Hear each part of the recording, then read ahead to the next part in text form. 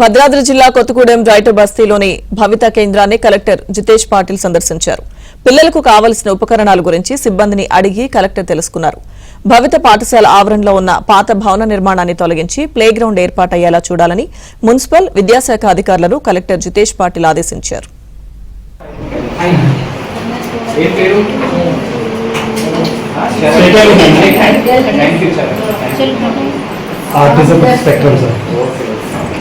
Orthopedic sir, intellectual disability sir.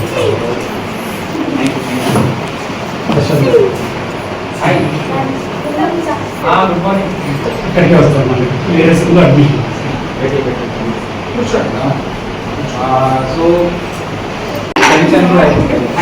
ఈరోజు మన DO గారితో అట్లనే మన మున్సిపల్ కమిషనర్ గారితో భవితా స్కూల్స్కి రావడం జరిగింది.